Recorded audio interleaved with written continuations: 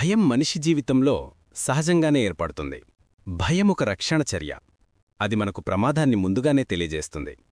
కాని కొన్ని భయాలు మన జీవితాన్ని నియంత్రిస్తే అదే ఫోబియా. అయితే భయం హద్దులు దాటినప్పుడు అది మన ఆలోచన, ప్రవర్తన, సంబంధాలను కూడా నియంత్రించడం మొదలుపెడుతుంది.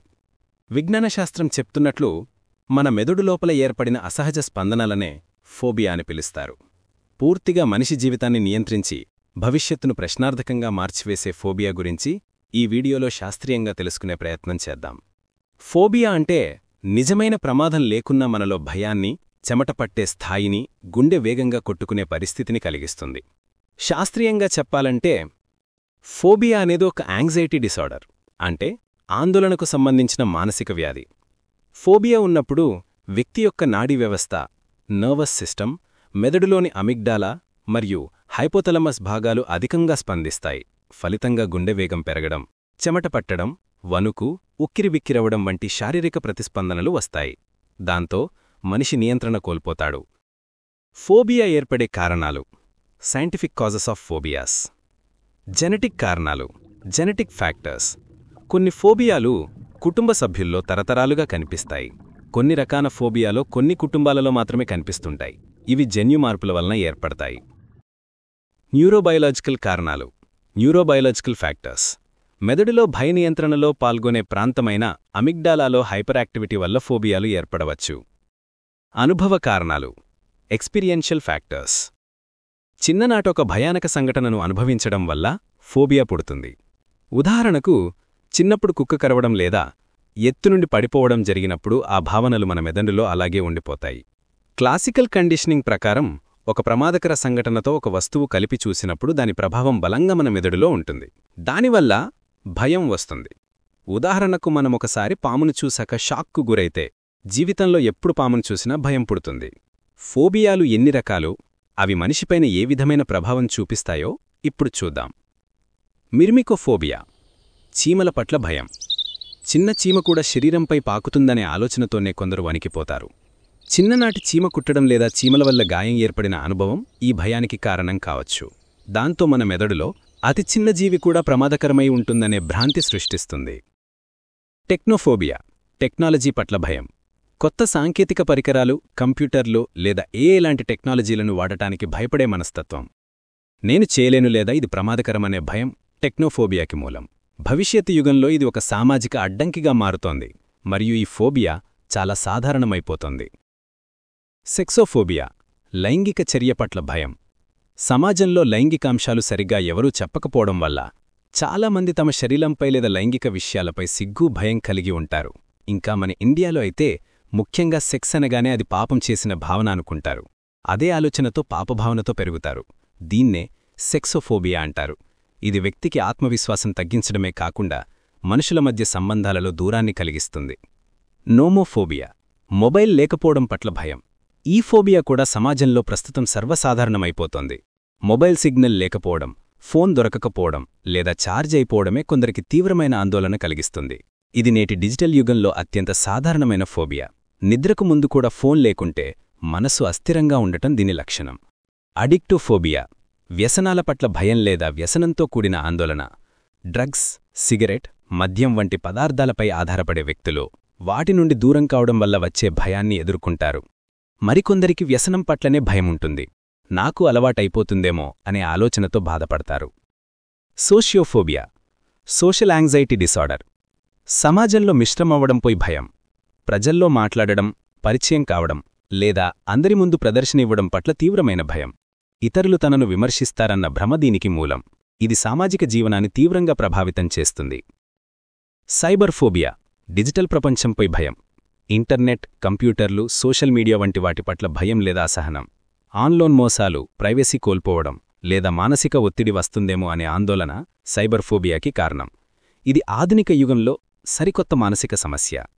క్రోనోఫోబియా, కాలం లేదా భవిష్యత్తు పట్ల భయం. కాలం వేగంగా సాగిపోతుందన్న భావన, వృద్ధాప్యం, మరణం లేదా భవిష్యత్తు పట్ల ఆందోళన ఇవన్నీ క్రోనోఫోబియా లక్షణాలు.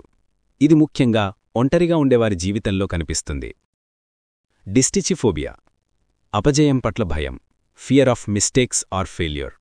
ఏదైనా తప్పు జరిగితే పరువు పోతుందన్న భయం. ఈ ఫోబియా ఉన్నవారు ప్రయత్నమే చేయకుండా వెనకడుగు వేస్తారు.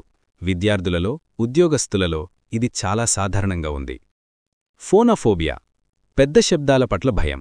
లౌడ్ మ్యూజిక్, ఫైర్ వర్క్స్ లేదా పెద్ద శబ్దం విన్నప్పుడు భయంతో చెవులు మూసుకునే స్థితి. మానసికంగా ఒత్తిడి ఎక్కువగా ఉన్నప్పుడు ఈ ఫోబియా ఉంటుంది. ఆక్రోఫోబియా ఎత్తుల పట్ల భయం. ఎత్తైన భవనాలు, కొండలు లేదా బ్రిడ్జిల మీద నిలబడటానికి భయం. దీని కారణం చిన్ననాటి ప్రమాద అనుభవం వల్ల ఏర్పడిన భయం. హైడ్రోఫోబియా నీటి పట్ల భయం. నీటిని చూడగానే లేదా ఈత కొట్టాలనే ఆలోచన వచ్చినా భయం. ఇది సాధారణంగా ఈతలో ప్రమాదం వల్ల వస్తుంది. ఒఫిడియోఫోబియా పాముల పట్ల భయం. పాము దూరంలో ఉన్నా గుండెవేగం పెరగడం, చెమట పట్టడం. ఇది మన పురాతన సహజ రక్షణ వ్యవస్థ అంటే సర్వైవల్ ఇన్స్టింక్ట్ నుంచి వచ్చింది. అరాక్నోఫోబియా సాలిడుల పట్ల భయం. సాలిడు లేదా దాని జాలం చూసినా అసహ్యం, భయం కలుగుతుంది. దీనికి కారణం చిన్ననాటి భయ అనుభవం లేదా చిత్రాలు కథల ప్రభావం కావచ్చు. నిక్టోఫోబియా చీకటి పట్ల భయం. చీకటి అంటే భయం చిన్నపిల్లల్లో ఎక్కువగా ఉంటుంది, కాని కొంతమంది పెద్దవారికి కూడా ఉండొచ్చు. మనస్సులోని అనిశ్చితి దీని మూలం. క్లాస్ట్రోఫోబియా మూసివేసిన ప్రదేశాల భయం. లిఫ్ట్, చిన్న గది, బంద్ కార్లోపల ఉంటే శ్వాస ఆడకపోవడం భయం. ఇది నియంత్రణ కోల్పోతామనే అనుభూతి వల్ల వస్తుంది. కంటామినేషన్ ఫోబియా కలుషితమవుతానేమో అన్న భయం. చేతులు మురికి అవుతాయేమో అన్న భయం. ఇది ఓసిడి అంటే ఆబ్సెసివ్ కంపల్సివ్ డిజార్డర్ లక్షణం. గ్లాసోఫోబియా ప్రజల ముందు మాట్లాడే భయం. ఈ ఫోబియా ప్రపంచవ్యాప్తంగా అత్యంత సాధారణం. తప్పు మాట్లాడతామేమో అన్న భయం, ఇతరుల నుండి విమర్శ వస్తుంది అని భయం దీని మూలం. క్రమమైన ప్రాక్టీస్, స్వీయ నమ్మకం దీన్ని తగ్గిస్తుంది. నమరోఫోబియా సంఖ్యల పట్ల భయం. పరీక్షలు, గణితం లేదా లెక్కలతో సంబంధమున్న ఏ విషయమైనా భయపడతారు. ఇది చిన్నప్పట్నుండి బలవంతంగా చదువు వల్ల కలిగిన ఒత్తిడి వల్ల వస్తుంది. సైనోఫోబియా కుక్కల పట్ల భయం. కుక్కలు చూస్తే లేదా అరిస్తే భయం పుడుతుంది. ఇది చిన్నప్పుడు మనపైన దాడి చేయడం వల్ల వస్తుంది. కుక్క అరిచినా కూడా భయపడతారు. ఎయిరోఫోబియా విమాన ప్రయాణం పట్ల భయం. హెమోఫోబియా రక్తం పట్ల భయం. థానటోఫోబియా మరణం పట్ల భయం. ఆస్ట్రోఫోబియా మెరుపులు, ఉరుముల పట్ల భయం. మైజోఫోబియా సూక్ష్మజీవుల పట్ల భయం. ట్రైపోఫోబియా రంధ్రాల సమూహాల పట్ల భయం. యాంట్రోపోఫోబియా మనుషుల పట్ల భయం. వెహికోఫోబియా వాహనం నడపడం పట్ల భయం. పెడోఫోబియా పిల్లల పట్ల భయం. జెరోంటోఫోబియా వృద్ధుల పట్ల భయం. నోసోఫోబియా వ్యాధి పట్ల భయం. ఆర్నిటోఫోబియా పక్షుల పట్ల భయం. లెపిడోప్టెరోఫోబియా సీతాకోక చిలుకల పట్ల భయం. నోసోకోమఫోబియా ఆసుపత్రుల పట్ల భయం. ట్రైపానోఫోబియా ఇంజెక్షన్ పట్ల భయం. ఫిలోఫోబియా ప్రేమ పట్ల భయం. పైరోఫోబియా అగ్ని పట్ల భయం. డెమెంటోఫోబియా పిచ్చివాడవుతానేమో అన్న భయం.